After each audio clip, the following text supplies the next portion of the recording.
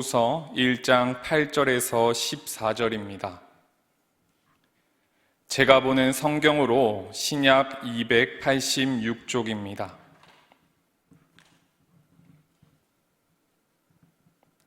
한 절씩 교독하고 마지막 절은 합독하겠습니다. 형제들아, 우리가 아시아에서 당한 환난을 너희가 모르기를 원하지 아니하노니 힘에 겹도록 심한 고난을 당하여 살 소망까지 끊어지고 우리는 우리 자신이 사형 선고를 받은 줄 알았으니 이는 우리로 자기를 의지하지 말고 오직 죽은 자를 다시 살리시는 하나님만 의지하게 하심이라. 그가 이같이 큰 사망에서 우리를 건지셨고 또 건지실 것이며 이후에도 건지시기를 그에게 바라노라. 너희도 우리를 위하여 간구함으로 도우라. 이는 우리가 많은 사람의 기도로 얻은 은사로 말미암아 많은 사람이 우리를 위하여 감사하게 하려 함이라. 우리가 세상에서 특별히 너희에 대하여 하나님의 거룩함과 진실함으로 행하되 육체의 지혜로 하지 아니하고 하나님의 은혜로 행함은 우리의 양심이 증언하는 바니 이것이 우리의 자랑이라. 오직 너희가 읽고 아는 것 외에 우리가 다른 것을 쓰지 아니하노니 너희가 완전히 알기를 내가 바라는 것은. 다 같이 읽겠습니다. 너희가 우리를 부분적으로 알았으나 우리 주 예수의 날에는 너희가 우리의 자랑이 되고 우리가 너희의 자랑이 되는 그것이라. 아멘. 살아가면서 이런저런 일들을 겪습니다. 저는 군 생활을 해군에서 복무했습니다. 해군에서 6개월은 진해에 있는 배를 탔고요. 나머지 시간들은 서울 대방동에 있는 해군중앙교회라는 곳에서 군종병으로 교회를 섬기며 군 복무를 했습니다. 그 해군중앙교회는 해군의 모 교회였습니다. 거기에는 해군을 창설한 손원일 제독이라는 분의 부인 고 홍은혜 권사님께서 다니고 있던 교회였습니다. 제가 군 생활을 하고 있던 2011년 당시에 이미 99세가 넘은 나이였습니다.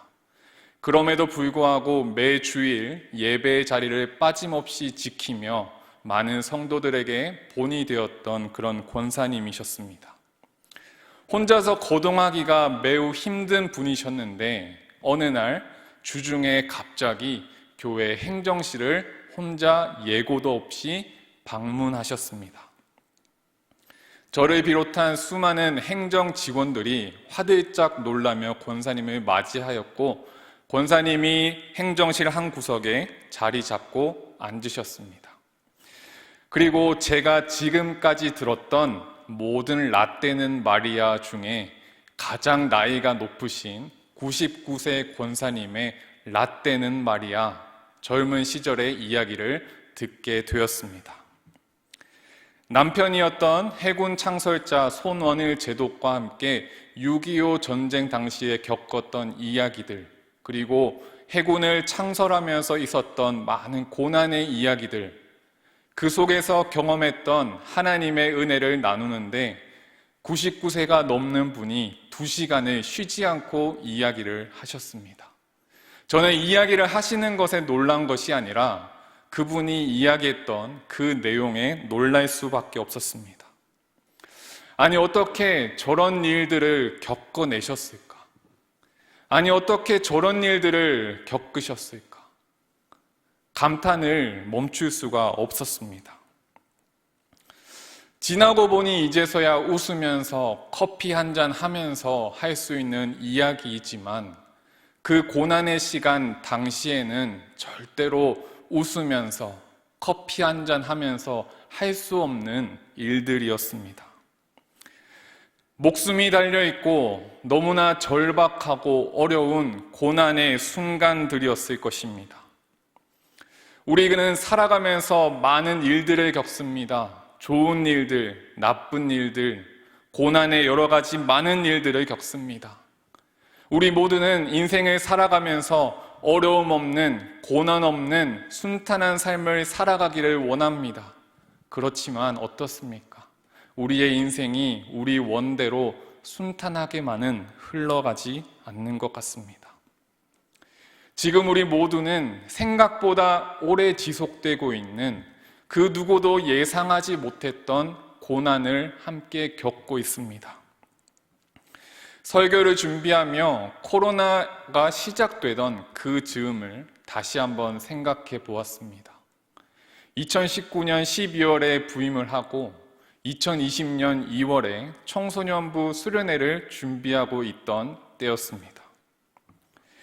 수련회를 준비하고 있는데 뉴스에서 감염병에 대한 이야기가 나옵니다. 감염병이 유행할 것이다. 제2의 메르스가 될 것이다. 뉴스가 나오고 있었습니다. 이게 꽤 위험해 보인다고 하지만 그 당시만 해도 아직 지방은 괜찮다라고 하여서 수련회를 진행하였습니다. 그때만 해도 수백 명의 학생들이 마스크 없이 집회를 진행하였고 한 명의 감염자 없이 무사히 은혜 가운데 안전하게 수련회가 마쳤습니다. 수련회를 다녀오고 나서 이제 청소년부가 수련회를 다녀온 분위기를 이어서 힘있게 사역을 시작하려고 하는데 사회적인 분위기가 심상치 않습니다. 매일매일 확산되고 있으며 교회에서도 교회에 대한 이런저런 논의들이 나오기 시작했습니다.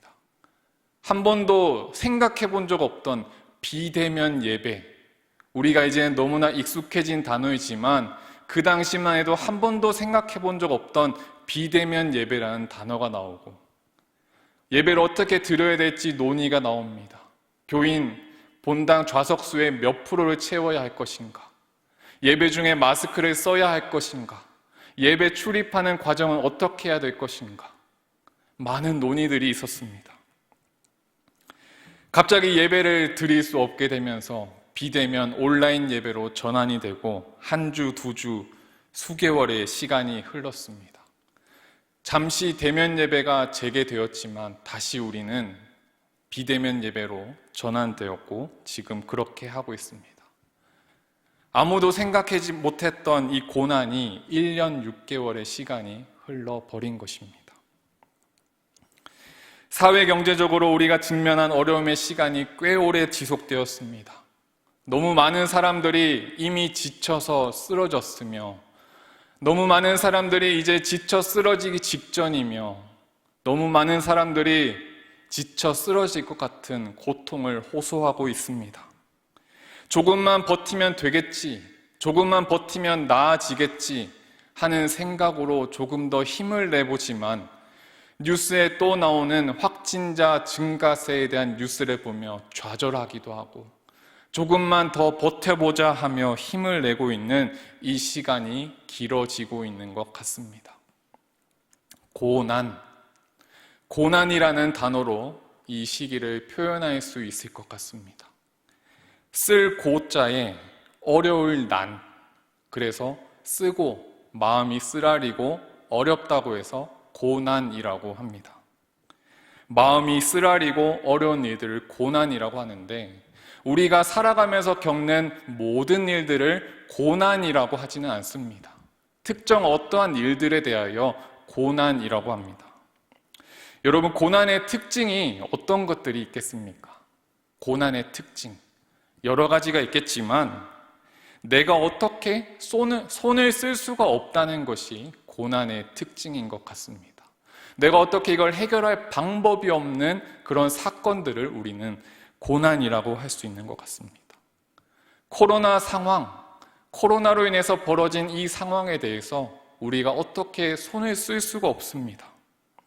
육체적 질병이 다가올 때 내가 어떻게 할 수가 없기 때문에 그것이 마음이 쓰라리고 너무나도 어려운 문제여서 우리는 그걸 고난이라고 합니다. 어렵지 않고 내가 손쉽게 다룰 수 있다면 누가 그 일을 가만히 당하고 있겠습니까? 그런데 그게 안 되기 때문에 우리는 고통당하며 어렵다 해서 고난이라고 하는 것 같습니다. 오늘 본문이 있는 고린도 후서는 고린도 교회를 향해서 바울이 자신의 사도권을 변호하며 그들에게 쓴 편지입니다. 그 편지에서 바울은 자신의 고난당했음을 말하고 있습니다. 8절에 형제들아 우리가 아시아에서 당한 환난을 너희가 모르기를 원하지 아니하노니 힘에 겪고 심한 고난을 당하여 살 소망까지 끊어지고 우리는 우리 자신이 사형 선고를 받은 줄 알았으니. 힘에 겪도록 심한 고난을 당해서 살 소망까지 끊어졌습니다. 그래서 바울은 자신이 마치 사형 선고를 받은 것처럼 느껴질 만큼의 고난을 겪었습니다. 절망한 것입니다. 어쩌면 이 예배를 함께 드리고 있는 우리들 중에 바울의 이 고백이 어떠한 심경이며 어떠한 고백인지 구구절절 절실하게 느껴지는 분들도 있을 것 같습니다. 살 소망이 끊어진 것 같고 절망이 느껴지는 너무나도 안타까운 상황. 이 고난에 대한 바울의 고백이 이 편지 가운데 기록되어 있습니다. 고난에 대한 그의 고백을 통해서 우리가 겪는 이 고난 속에 하나님이 어떠한 뜻과 계획을 가지고 계신지 이 말씀 가운데 깨닫는 은혜가 있기를 간절히 소망합니다. 잔인하게 들릴지 모르겠습니다. 그러나 고난 속에서도 우리가 가야 할 길이 분명히 있습니다. 우리가 행해야 할 우리의 모습들이 분명히 있다는 것입니다. 그것은 우리를 살게 하시고 우리에게 소망을 주기 원하시는 하나님의 뜻입니다. 그렇기 때문에 우리는 고난이 왔다고 해서 그냥 고난을 겪는 것이 아니라 이 고난도 잘 겪어야 되는 것입니다. 이 고난의 시간도 허비하는 것이 아니라 고난의 시간을 잘 보내고 잘 이겨내야 하는 것입니다. 그 길에 하나님 주시는 소망이 있고 하나님 주시는 새 힘이 있기 때문입니다. 첫 번째로 하나님은 이 고난의 시간을 통해서 우리로 하여금 우리 자신을 의지하지 않게 하십니다. 9절을 다시 한번 읽습니다. 우리는 우리 자신이 사형 선고를 받은 줄 알았으니 이는 우리로 자기를 의지하지 말고라고 합니다. 고난의 상황은 우리가 어찌할 도리가 없는 것입니다. 위기의 순간에 그 사람의 진짜 모습이 드러난다고 합니다. 평상시에 평온한 순간, 침착한 순간에는 모두가 자신을 잘 감춥니다. 자기의 연약한 모습, 인정하기 싫은 모습, 남들에게 보여주기 싫은 모습들을 평상시에는 잘 감출 수가 있습니다. 하지만 위기의 순간, 또 급박한 순간에는 잘 숨겨지던 자신의 연약한 모습들이 드러나는 것입니다. 고난의 순간에도 우리의 고난의 상황에 드러나는 우리의 모습들이 있습니다. 고난의 상황에 우리에게 드러나는 것은 아무것도 할 수 없는 우리의 연약한 모습이 드러납니다. 우리가 인정하고 싶지 않은, 부정하고 싶은 그 연약한, 무능한 우리들의 모습들이 드러난다는 것입니다. 내가 아무것도 할 수가 없구나. 내가 할 수 있는 게 아무것도 없구나. 우리의 연약함이 드러난다는 것입니다. 하나님의 은혜로 산다라고 하는 고백을 우리는 평소에 많이 합니다.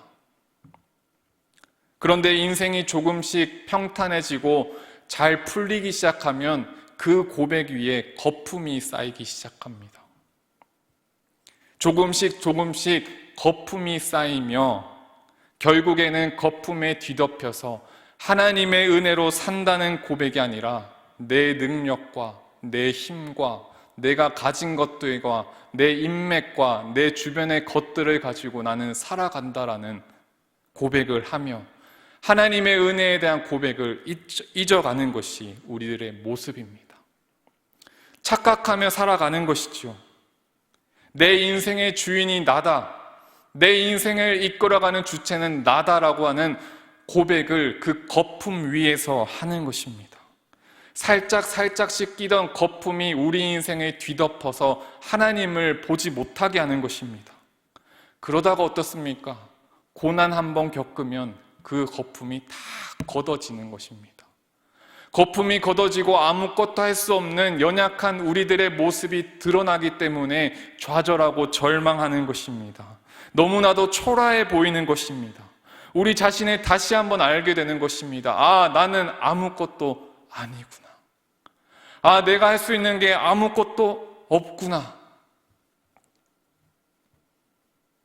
우리가 이 고난 가운데 이것을 다시 한번 깨달을 수 있기를 바랍니다.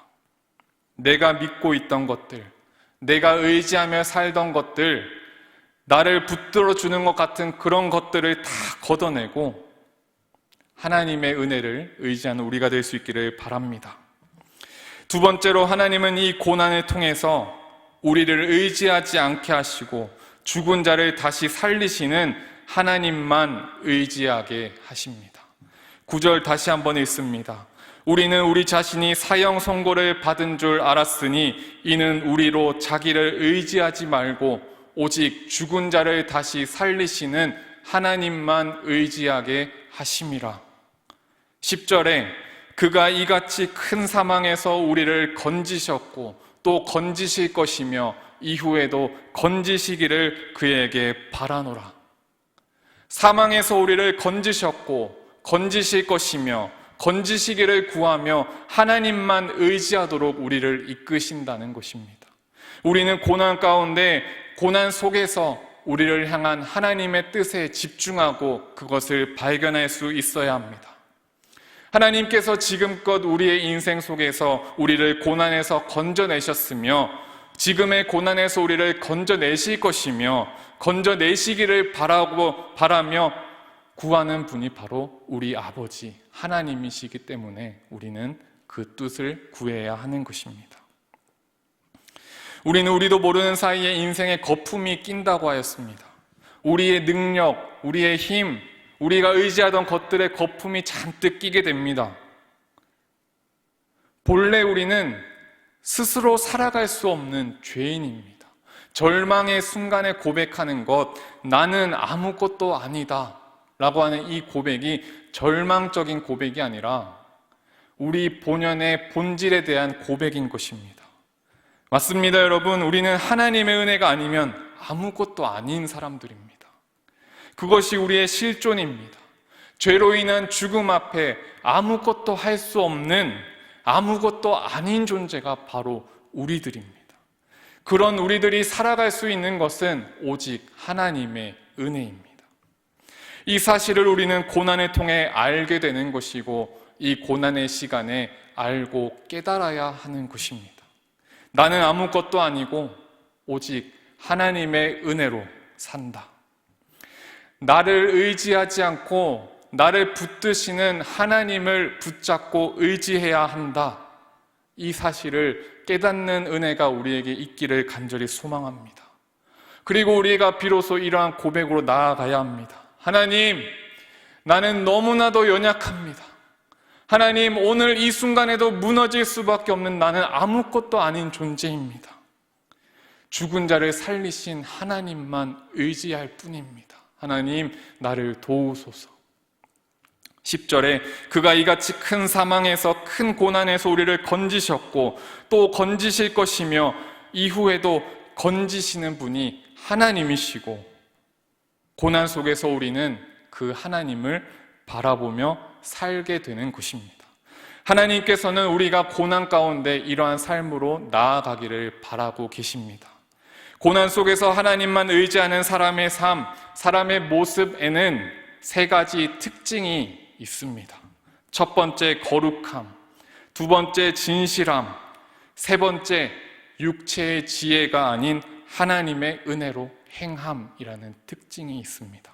12절에 우리가 세상에서 특별히 너희에 대하여 하나님의 거룩함과 진실함으로 행하되 육체의 지혜로 하지 아니하고 하나님의 은혜로 행함은 우리 양심이 증언하는 바니 이것이 우리의 자랑이라. 첫 번째로 거룩함입니다. 고난이 찾아왔다고 해서 실현당한 사람이 술 마시면서 자기 인생을 막 대하듯이 고난 앞에 내 인생을 막 살지 않습니다. 막 다루지 않습니다. 고난 속에서도 주님 편에 서서 하나님 말씀대로 행하는 거룩함의 특징이 있습니다. 고난 속에서도 하나님의 섭리하심과 하나님의 계획하심이 있음을 믿고 포기하지 않고 하나님 편에 서는 삶을 살아갑니다. 어려움 속에서도 포기하지 않고 거룩함으로 나를 구별하여 하나님께 드리는 삶. 고난이라고 해서 죄에 물들고 죄에 대해서 경계가 없어지는 것이 아니라 그럼에도 불구하고 거룩하게 나를 구별하여 하나님께 드리는 특징이 있습니다. 두 번째, 진실함입니다. 고난이라는 핑계로 진실과 정직을 잃어버리지 않습니다. 하나님 앞에서 정직하고 진실하기 위해 고난 가운데서도 몸부림치는 사람들입니다. 고난 속에서도 진실하게 하나님 한 분 간절하게 붙잡습니다. 주일에 우리에게 주신 하나님 말씀처럼 뛰다가 힘들면 걷더라도, 걷는 것도 힘들면 잠시 쉬었다 가더라도 하나님 앞에서 진실하게, 하나님 앞에서 정직하게 한 걸음 한 걸음 주님과 동행하는 특징이 있더라는 것입니다. 세 번째로 육체의 지혜가 아닌 하나님의 은혜로 행하는 특징이 있습니다. 고난 속에서 육체의 지혜를 붙잡고 사람의 방법과 물질과 내가 붙잡던 거품들을 붙잡고 원망함에 늘어지는 것이 아니라 고난 속에서 나와 함께 하시는 하나님의 은혜가 있음을 믿고 포기하지 않고 한 걸음을 걸어가는 특징이 있습니다. 치열하게 고난 속에서도 부으시는 하나님의 은혜가 있음을 믿고 그 믿음을 지켜나갑니다. 고난 속에서도 나를 사랑하시는 하나님, 우리 가정을 사랑하시는 하나님, 우리 교회를 사랑하시는 하나님의 손길이 함께 하심을 믿고 결코 포기하지 않으며 고백을 합니다. 이 세 가지 특징이 있습니다. 고난 속에서 이렇게 행하며 고백하며 살아가는 사람들에 대해서 이렇게 이야기합니다. 바로 자랑이라고 합니다. 주 예수의 날에 그러한 모습들이 자랑이 된다고 합니다.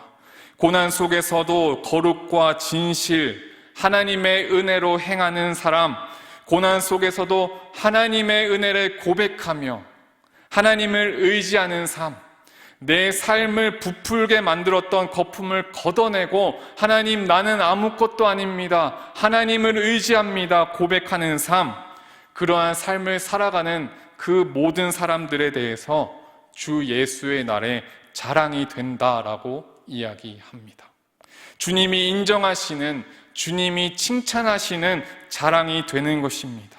이 고난의 시간에 우리가 하나님 의지하며 이 고난 잘 이겨내면 그 모든 모습들이 주 예수의 날에 주님이 잘했다, 참 수고했다 칭찬하시는 자랑이 된다는 것입니다. 그러므로 여러분, 우리 마음 가운데 이러한 소망이 가득해지기를 간절히 바랍니다.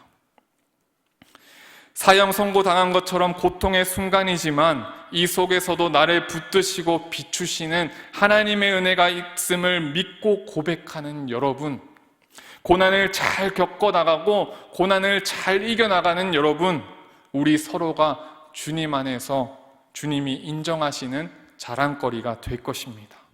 한 분 하나님을, 주님을 머리로 고백하며 이 고난의 시간에 가정이 예배의 제단이 되어 달리는 것이 힘들면 걷더라도, 걷는 것마저 힘들면 잠시 쉬었다 가더라도 이 고난 잘 이겨내는 우리들, 우리 가정, 우리 교회, 주 예수의 날에 주님이 자랑하시는, 주님이 칭찬하시는 자랑이 될 것입니다.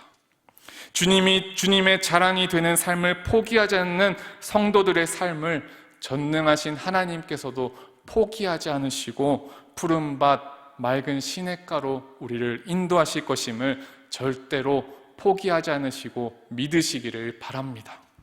사랑하는 성도 여러분, 거품이 걷어지는 것을 두려워하지 마십시오. 우리 인생을 부풀려 놓아서 하나님의 은혜임을 고백하기를 막던 그 거품이 걷어지는 것을 두려워하지 마십시오.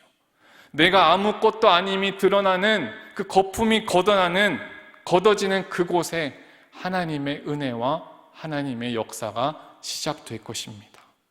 봄, 여름, 가을 무사람들의 시선을 끌던 아름다운 수많은 수풀들은 겨울, 추운 겨울에 잎이 떨어지고 앙상한 가지만 남을 만큼 모든 것이 걷어집니다.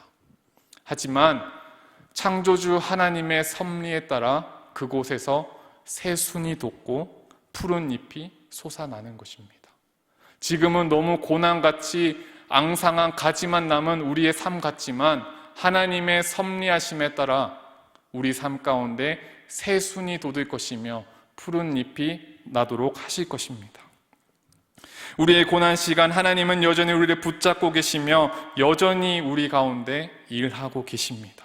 여러분 삶의 자리에, 여러분 삶의 문제들 가운데, 우리 가정 가운데, 우리 교회 가운데 하나님은 여전히 일하고 계십니다.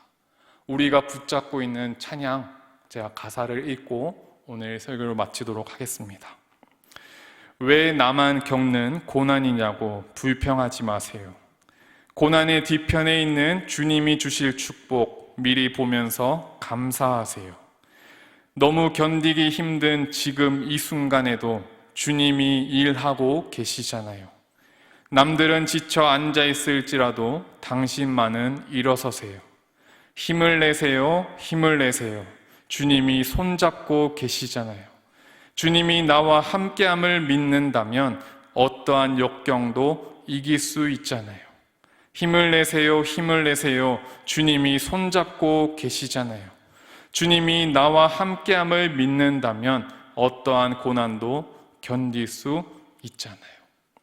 내가 의지하던 것들, 그 모든 거품을 걷어내고 의지할 것은 주님밖에 없음을 고백하며 주님 주시는 힘으로 한 걸음 한 걸음 포기하지 않고 이 고난의 시간에 잘 걸어나가는, 그래야 주 예수의 날에 주님께 인정받고 칭찬받는 주님의 자랑이 되는 우리 모두가 될 수 있기를 간절히 소망합니다. 함께 기도하겠습니다.